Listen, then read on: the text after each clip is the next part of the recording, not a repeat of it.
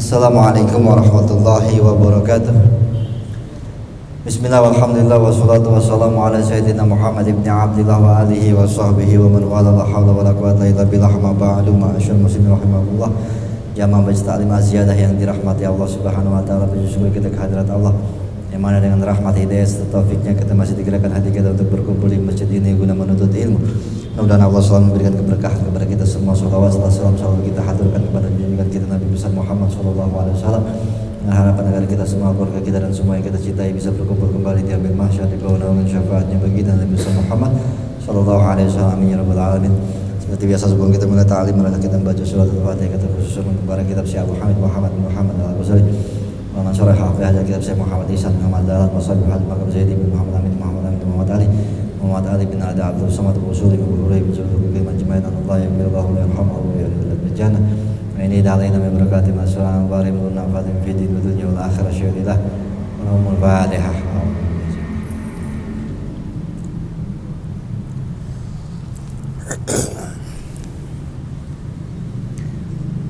Selanjutnya lagi pengajian kita masih dalam kitab Sirajul Talibin Syarah Minhajul Abidin halaman 374. Masih nerusin yang kemarin ya, yang di atas tuh bait kedua wa ma uyubun nafsi gitu ya.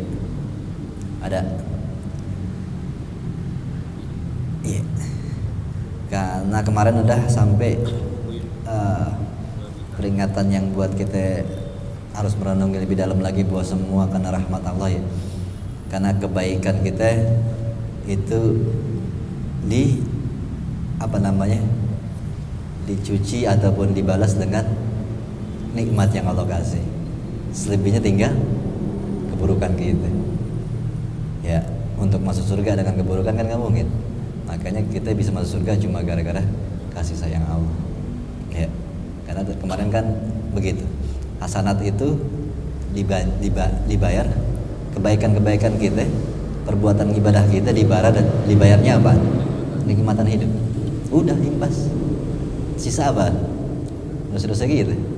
Mau dibargain pakai apa lagi? Kalau bukan rahmat Allah kita nggak bakal bisa masuk surga. Ya. Sekarang wa amma uyubun nafs. A'udzubillahi minasyaitonir rajim. Bismillahirrahmanirrahim. Qala Imam Al-Mu'allif rahimahullah wa nafa'ana bi barakatuh min fid darin. Amin. Babnya udah itu namanya apa? Jauh. Akolah yang kalau ada ketemu ayat Quran wa in ta'uddu ni'matallahi la tuhsuha, tuh bawahnya dah. Ya, kalau ketemu ayat surat Ibrahim wa in ta'uddu wa amma uyubun nafsi wa afatuha faqaddamnaha fi babiha. Jadi kita masih membicarakan masalah aqabah tangga ataupun rintangan yang keenam, yaitu ujub dan riya. Ya, ini penyakit ini adalah penyakit yang perusak ya. Wa amma uyubun nafs ya, aib-aib nafsu kita, diri kita itu, dan juga segala macam perusak daripada diri kita. Faqad qadamnaha, kami sudah membicarakannya dulu di tangga keempat. Itu ya, masalah perusak daripada hal-hal yang merusak urusan kita kepada Allah, hal-hal merusak urusan ibadah kita kepada Allah. Itu biasanya ini yang harus direnungi lagi. Bab atau tangga ke-6 ini kita harus pulang lagi kepada tangga ke-4. Maksudnya tangga ke-6 ini kan masalahnya adalah hati-hati dengan riya dan bangga diri. Ternyata penyebab riya dan bangga diri adalah di tangga ke-4 ya. Apa itu penyebab riya dan bangga diri? Yaitu sesuatu yang membuat rusak ibadah kita kepada Allah. Apa perusaknya? Tangga ke-4 menceritakan tentang dunia, makhluk, setan, dan juga nafsu gitu. Itu sudah dibahas cukup luas ya. Dunia dengan keindahannya, dengan nikmat-nikmatnya membuat kita menjadi riya dan bangga diri. Makhluk, maksudnya manusia yang sering memuji ataupun karena wanita ataupun karena mertua ataupun karena sesuatu yang membuat kita menjadi ujub dan bangga diri, ya bangga diri dan riya dalam ibadah. Setan sudah pasti, setan selalu mengajak kita untuk bangga urusan dunia dan riya terhadap ibadah kita. Dan juga nafsu diri kita, yang mana nafsu ini selalu mengajak kita kepada hal-hal yang buruk, yaitu riya dan bangga diri. Makanya perusaknya ini ada di tangga keempat. Kalau itu memang menjadi perusak hidup kita di tangga keempat, ya pasti tangga keenamnya kita akan riya dan bangga diri. Ya, tapi kalau tangga keempat itu, yaitu perusak-perusak dari ibadah kita, itu dunia, makhluk, setan dan juga nafsu, itu bisa kita lawan, kita hadapi, maka kita akan bisa selamat di tangga keenam dari riya dan bangga diri. Ya, maka itu dikatakan qad qaddamnaha fi babiha. Kami sudah mendahuluinya tentang masalah perusak-perusak dari ibadah di tangga keempat, di babnya. Ya, wal amrul makhufu annal abda, ya perkara yang sangat mengkhawatirkan ini, ya adalah bahwa sesungguhnya seorang hamba yakdahu makbulan, yakdahu fil ibadah, ya wayad abu sab'ina sanatan ghafilan an yubihi wa afatihi.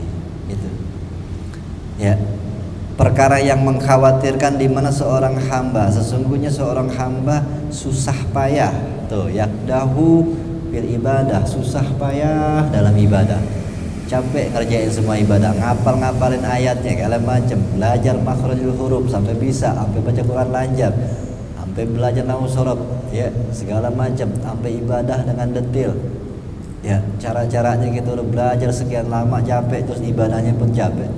Wayad abu, ya, dan juga tekun habis itu ibadah selama sab'ina sanatan, ya 70 tahun.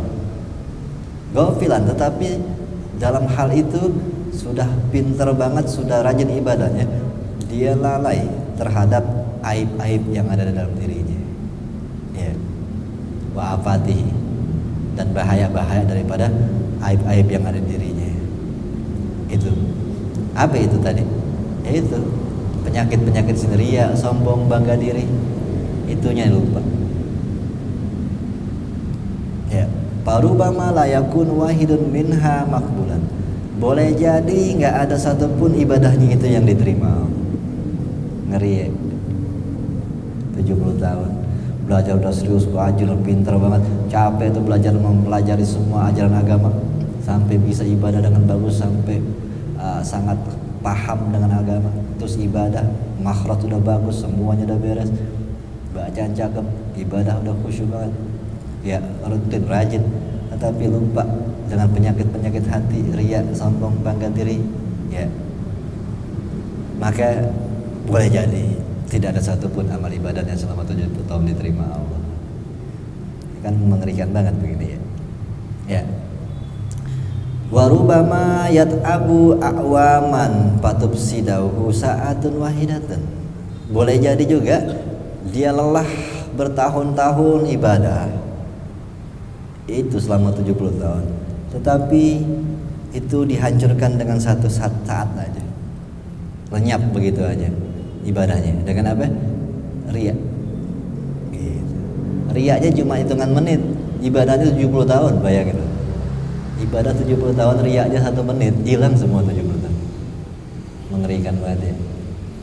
Ini penyakit-penyakit yang dilupakan. Ya. Ya, itu yang harus kita renungin lagi, yang menjadi bahan introspeksi diri. Ya, gimana kita lihat banyak sekali di antara kita gitu, ibadahnya kerajinan tapi hidupnya tetap aja bermasalah. Kenapa? Karena nggak pernah benerin ini. Dia nggak paham kalau nggak diterima. Ya, justru merasa lebih hebat, merasa soleh. Nah ini yang bahaya, penyakit-penyakit dari setan. Wa a'zamu hataran min dzalika kullihi annahu, Dan yang paling mengkhawatirkan, paling besar kekhawatirannya, ya, dari semua itu apa? Annahu rubama, boleh jadi dia yanzurullaha ta'ala ilal abdi wa huwa yura'in nas bi ibadatihi wa khidmatihi. Allah memandang dia saat dia lagi ibadah, tetapi dia malah memandang orang dalam ibadahnya. Ya.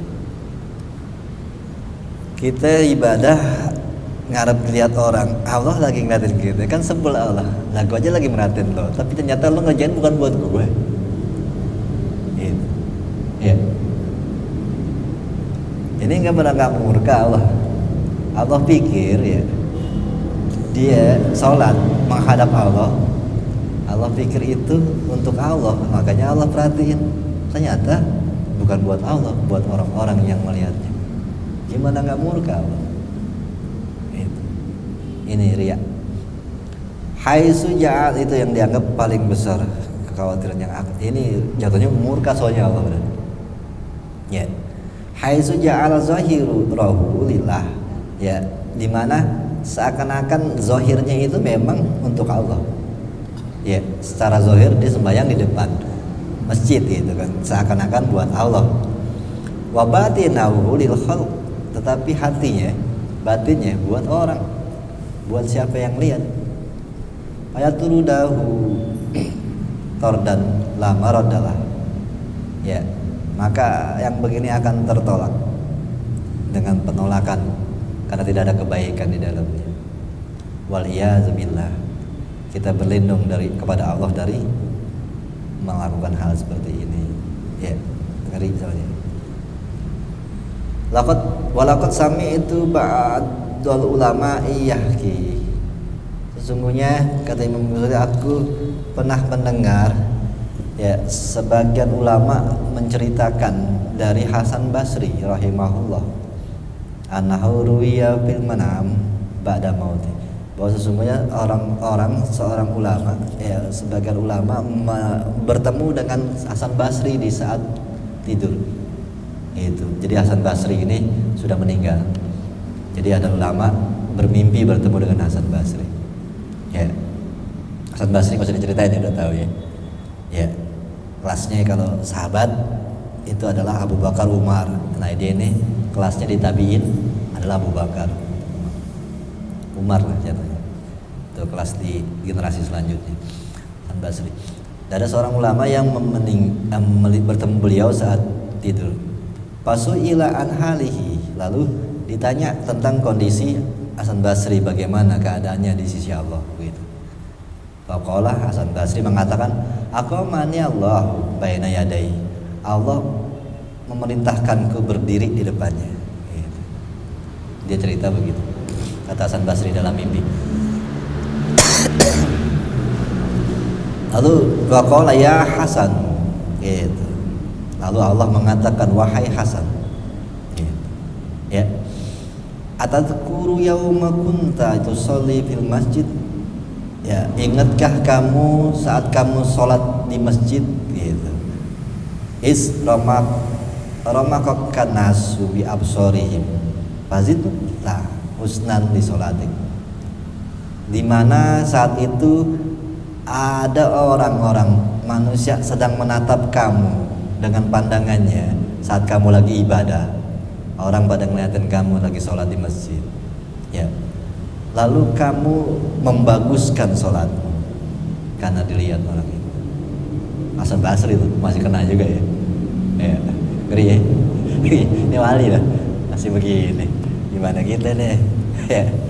Kalau kita kagak, kalau gue kagak, lagu banget gitu. Kalau bilang kagak, gue nggak begitu nanti ke lagu. Ini Hasan Basri loh. Wali, dia aja kenal. Allah baca hati kita. Ya.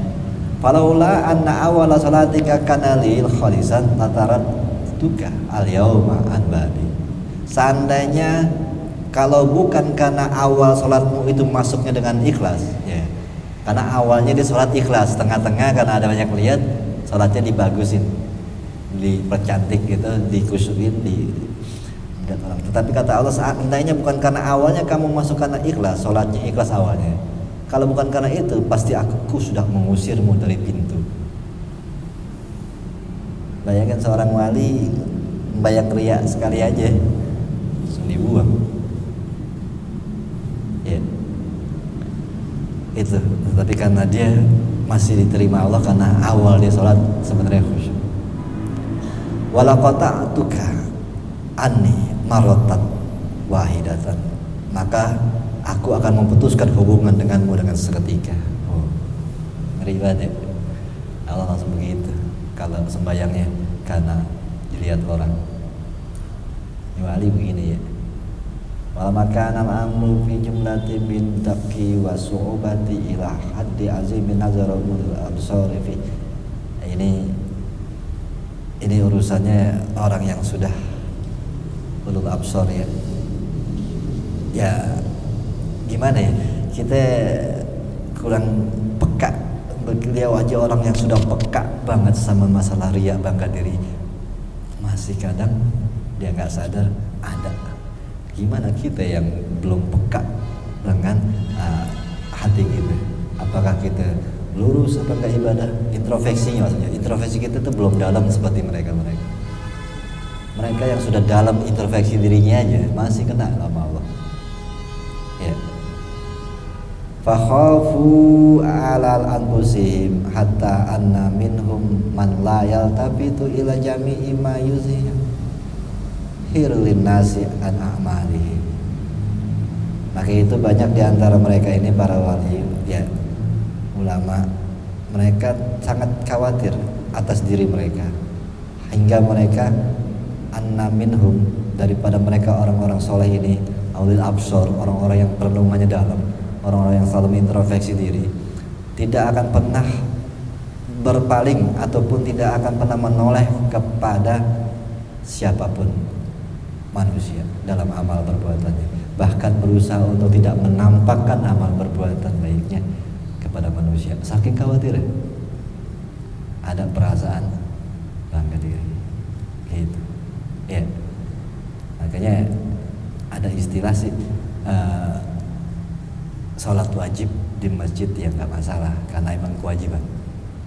Sholat Jumat ya, kalau riya ya nggak boleh sih, cuma kan mungkin ada kebanggaan diri atau apa, tapi biarlah itu wajib soalnya.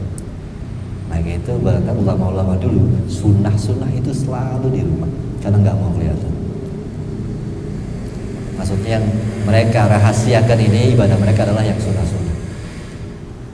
Kalau wajib kan emang ada hadis yang sahihnya harus di masjid bersama bareng, yang sholat wajib. Masa saya nggak mau sholat Jumat takut riya, oh gitu, saya nggak bayang Jumat dong, gitu. Yang wajib nggak kena. Ya, nah ini maksudnya mereka menyembunyikan amal-amal. Maka itu juga ada hadis juga sih. Ya, hadis penopang yang dikatakan hadis untuk sholat di masjid itu diutamakan, itu sahih sih memang. Ya, jamaah di masjid sholat wajib. Tetapi tentang sholat sunat harus di rumah, itu ada hadisnya juga yang menguatkan. Jadikanlah rumah-rumahmu masjid. Nah itu hadisnya maksudnya sholat sunat banyakin ibadah di rumah. Ya, ya kan hadisnya tahu, satu disuruh sholat jamaah di masjid, satu lagi jadikan rumahmu masjid. Ini gimana sih? Yang satu suruh ke masjid, yang satu suruh di rumah. Hadisnya ya itu hadis maksudnya yang wajib itu emang hadisnya tadi disuruh di masjid jamaah. Yang tadi jadikanlah rumah-rumahmu masjid, itu maksudnya sholat sunat. Ya. Ini dapat apa? Nah, kalau kita sholat wajib juga kan emang apanya mau kita banggain, bangga gitu sholat ya, yang semua juga membayang 5 waktu gitu. Ya sebenarnya gitu, mau bangga gimana sholat Jumat? Emang semua juga sholat Jumat kan gitu. Ya. Hitungannya sholat Zuhur, sholat Asar. Nah ini sholat sunat ini kan kadang ada kebanggaan, gitu. Karena belum tentu orang ngerjain ibadah sunnah. Hatta hukiyaan Rabi'atah, dari Rabi'atul Adawiyah ya. Siapa nih? Rabi'atul Adawiyah kan? Dalamnya mana itu?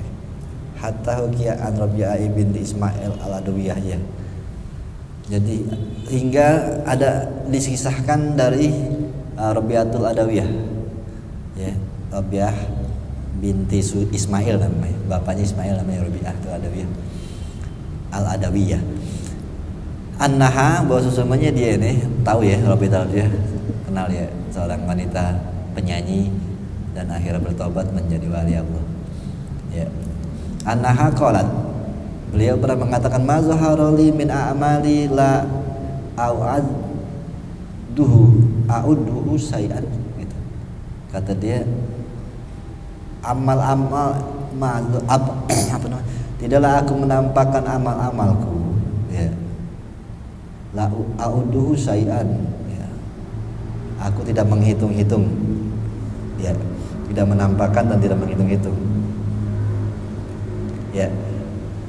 Wa qala akhar, ini yang menjadi sulit ya. Kita kadang ngitung tarawihnya kita ngitung berapa kata gitu. Dia nih tidak pernah ditampakkan amal-amalnya dan dia tidak pernah ngitung-ngitung. Ya. Ibadah aja. Hatam aja kadang-kadang kita hitungin hatam berapa kali. Wirid nih, kita wirid kan ada jumlahnya kalau kita ya. Ya. 100, 200, 300, 500 gitu. Jadi mah ibadah enggak dihitung-hitung apa deh. Ibadah aja. Ya. Qala al-akharu, ada juga yang lain mengatakan akharu Abu Ya'qub al-Makfun dalam kitab Ihya dikatakan di sini uktum hasanatak kama taktumu sayiatak. Ini sering jadi ya. Ini sering disampaikan ini bahasa tentang ikhlas. Ini ikhlas nih. Ya. Sembunyikanlah kebaikanmu seperti kamu menyembunyikan keburukanmu. Itu kata seorang ulama. Ya, sulit ya. Kita kan bawanya kalau kebaikan biar kelihatan aja. Ini Abu Ya'qub yang ngomong. Ya, sembunyikan kebaikanmu seperti kau menyembunyikan keburukanmu. Gitu. Ya. Sulit ya. Diusahain kalau mau ibadah kita berkah. Wa akharun yaqulu, lain lagi mengatakan, akharun siapa lagi deh? Wa akharun yaqulu, ini ada dalamnya, yarji'u ila qawlin min qala inna ikhlasahu wa tawqiyah. Ya, ini dalamnya ada sebelum itu yang akan yarji'u ila qawlin man qala. Ini kata-kata tadi itu, sembunyikanlah kebaikanmu seperti kau menyembunyikan keburukanmu. Ini seperti kata-kata qala innal ikhlasa, sesungguhnya ikhlas itu wa tawaqqiya alaqiyu an malahazatil ashos. Yang dibilang ikhlas adalah menjauhkan daripada komentar manusia. Ya, itu yang dibilang ikhlas. Ya. Ini yang kayaknya dibilang nyambungnya kata-kata tutuplah, sembunyikanlah kebaikanmu seperti kau menyembunyikan keburukanmu. Ini sebenarnya adalah bab tentang bahasa ikhlas, yang dimana ikhlas itu adalah menjauhkan amal perbuatan kita dari komentar manusia. Gimana caranya orang gak komentar? Berarti kan orang gak tahu. Gimana caranya orang gak tahu? Kalau orang nggak tahu kan berarti nggak akan komentar. Maka jauhkanlah amal perbuatan kita dari komentar orang-orang. Gimana biar orang nggak komentar amal perbuatan kita? Jangan sampai kelihatan. Gitu. Ya. Itu. Lalu tadi wa akharu yaqulu, akharu nggak ada namanya nih. Dan yang lainnya mengatakan in amkanaka an taj'ala laka hab'an minal khair fa'al gitu. Jikalau memungkinkan bagi kamu untuk melakukan yang tersembunyi dari perbuatan baik, maka lakukan. Maksudnya sebisa mungkin kerjain perbuatan baik yang nggak kelihatan orang. Walaupun ada beberapa perbuatan baik yang nggak kelihatan orang. Kenapa? Sedekah bisa sih, lempar aja dari jauh gitu. Tiban orangnya mati. Ya, sedekah kadang-kadang kasih orang ya, orangnya tahu kan. Ada beberapa kerjaan yang memang perbuatan baik yang nggak kelihatan orang. Tapi seandainya ada perbuatan-perbuatan baik, amalan-amalan baik yang kamu bisa sembunyiin dari manusia, kerjain yang itu. Gitu. Ya, banyak sih sebenarnya ya. Banyak hal-hal yang baik yang bisa kita kerjain di rumah itu banyak. Ya. Yang orang nggak ada yang tahu. Bahkan di samping kita pun bisa jadi nggak tahu. Apalagi duduk kita baca subhanallah, subhanallah itu tiap hari 1000 kali. Emang orang di samping kita tahu? Kan kagak. Tapi mulutnya dikumar-kamitin biar ketahuan. Lu lagi ngapain sih? Pedes gitu aja. Ya kan bisa dari hati. Nggak begitu. Ya. Itu. Ya ini harus dicoba. Bukan harus dicoba, harus dikerjain sebenarnya untuk dapat keberkahan hidup. Kalau enggak ibadah kita tertolak terus, ya hidup begini-begini aja ntar. Walaqad hukiya anhu qila di Rabi'ah. Sesungguhnya telah ada diceritakan bahwa sesungguhnya gitu, 2 kali sesungguhnya dikatakan kepada Rabi'atul Adawiyah, ya. Bima tarjina aksara ma tarjina gitu. Dengan apa kamu wahai Abu Ta'ala mengharap yang lebih besar dari apa yang diharapkan? Qalat ya si min julil amali. Ini wali sih ya berarti ya. Dengan apa kamu berharap aksara matar tartajin gitu. Maksudnya bahasa kitanya nih, apa yang lo harapkan dari amal-amal gitu. Ya. Kata Rabi Ta'ala ya, qalat bi'asi min julli amali. Daripada keputusasaanku dari sebagian besar amalku. Maksudnya aku tidak berharap apa-apa dari amalku. Bayangin ya, berarti ya. Nah, kita ngarep biar dapat rezeki baca waqiah gitu. Ini mah kagak bingung mau ngarep apa gitu. Ya ngeri, ya orang kayak gini dah tulus banget hidup ya buat Allah doang gitu. Nggak ngarep. Wa waqi'a anu ijtama'a Muhammad ibni Wasi wa Malik ibni Dinar. Ini panjang nih nanti hadisnya, yang menyeramkan sebenarnya, menyeramkan. Bukan agama kok menyeramkan ya. Bukannya, maksudnya berat gitu kita untuk jalanin. Tapi bukannya masalah berat, emang begini cara masuk surga. Diceritakan anakku bahwa sesungguhnya ijtama'a Muhammad, berkumpul Muhammad ibni Wasi dan Malik ibni Dinar. Muhammad bin Wasi dan Malik bin Dinar. Nggak kenal ya? Kadang-kadang ceritain Malik bin Dinar tahu biasanya ya, terkenal. Qala Malik mengatakan kepada Muhammad ibn Wasi, imma ta'atullahi awinar. Ya, kamu milih taat kepada Allah apa neraka? Gitu. Jawabannya kan pasti apa? Ya? Kamu milih taat kepada Allah apa neraka? Atau Malik bin Dinar gitu. Jawabannya ya pasti taat kepada Allah ya. Enggak, jawaban Muhammad ibn Wasi lain. Imma rahmatullahi awinar. Ya, kata adapun yang bagus tuh nanyanya begini, kamu milih rahmat Allah apa neraka? Tuh. Gitu, dia jawab kalau gitu. Jangan tanya taat kepada Allah apa neraka, tapi kata dia, tanyalah rahmat Allah apa neraka. Kalau taat sama Allah belum tentu masuk surga. Kalau dirahmatin Allah pasti masuk surga. Ya banyak orang-orang yang taat kepada Allah tetap neraka. Kenapa? Taat yang tadi 70 tahun nyata hatinya nggak benar, neraka juga. Itu. Nah, rahmat Allah baru nggak bakal masuk neraka. Ya. Makanya dikatakan faqala Malik mengatakan ma'ahwaijani ila mu'allimin mislik. Alangkah langkahnya ma'ahwaijani. Alangkah aku membutuhkan ya guru seperti kamu begitu. Itu maksudnya Malik bin Dinar nggak nyampe pikir iya hebat lah lo pantas jadi guru gitu kan. Alangkah hebatnya lo jadi guru gitu. Wa ana Abdi Zaid Al-Bustami rahimahullahu, bukan Bustami yang nih, ini Abu Yazid gitu. Wa Nabi Yazid Al-Bustami gitu. Ya. Rahimahullah. Ini tahu nggak ceritanya Abu Yazid? Bustaminya yang kenal. tahu cerita Bustaminya doang. Abu Yazid nggak tahu ceritanya, Bustaminya tahu gue. Rumah sakit kalau Bustami. Kalau Abu Yazid lain ceritanya, kalau Bustami ya udah kakek doang. Ya rahimahullah taala, Allahu qala kabatul ibadah salasina sanatan fara'aitu qailan yaqulu li. Ya, aku melakukan ibadah dengan kesulitan, maksudnya lelah gitu, menanggung keletihan, kesulitan kabatu ibadah selama 30 tahun. Lalu aku melihat seseorang berkata kepadaku, ya Aba Yazid,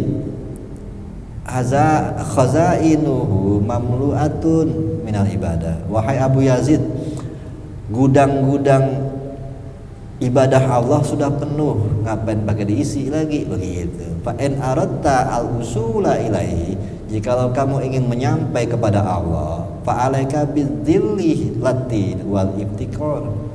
Seyogyanya kamu menghinakan dirimu dan mengaku sangat butuh kepada Allah. Paham gak? Bukan banyak ibadah kepada Allah yang diminta, kata beliau, kata orang yang ngomong. Allah udah banyak ibadah yang sama dia tuh banyak, malaikat aja ibadahnya banyak banget, udah banyak ibadah sama Allah. Ya, mendingan lo menghinakan diri di depan Allah, merasa butuh sama Allah. Ya, itu. Ya. Karena kadang-kadang kita kalau kebanyakan ibadah mulu, akhirnya merasa hebat. Justru yang Allah pandang orang yang merasa hina di sisi Allah. Makanya Abu Yazid disuruh mendingan lo merasa hina di depan Allah, mendingan lo mengaku sangat butuh kepada Allah. Ya, itu yang harus kita renungin, gimana caranya kita harus banyak memohon kepada Allah, mengaku kita butuh banyak sama Allah. Ibadah-ibadah itu kita lakukan karena kita merasa butuh sama Allah. Jadi sholat 5 waktu itu kebutuhan kita, bukan kewajiban. Ya. Wasami itu Ustazah Abul Hasan. Abul Hasan siapa lah? Hasan Basri ini. Sami itu Ustazah Abul Hasan. Mana itu Abul Hasan? Oh nggak ada lagi. Ada jelasan siapa? Yahki anil Ustazi Abi Fadil rahimahullah annahu kana yaqulu inni a'lamu. Ini nggak usah dah. Ya. Nggak usah ceritanya. Nanti begitu. Iya dah. Selanjutnya kita masuk kepada hadis Rasulullah ini yang luar biasa, kepada Abu Dzar Al-Ghifari. Ini setengah-setengah, nggak bisa ini, panjang sekali dia Nabi ngomong tentang masalah hati. Ya, minggu depan aja deh kita lanjutin sampai sini aja insyaallah. Al-Fatihah wa bihadratin Nabi syadillah. Al-Fatihah. Alhamdulillahirabbil alamin arrahmanir rahim maliki yaumiddin iyyaka na'budu wa iyyaka nasta'in mustaqim shiratal ladzina an'amta 'alaihim ghairil maghdubi 'alaihim waladdallin. Walakina hamdan yarhamuna hamdan yarhamuna hamdan warhamna rahman walidina fa'alna bima 'allamtana wa 'alimna ma anzalna rabbi zidna ilma warzuqna fa'alna bi rahmatikal wasi'ir rahman rahim sallallahu Muhammad wa alihi wasallam. Alhamdulillahirabbil alamin. Assalamualaikum warahmatullahi wabarakatuh.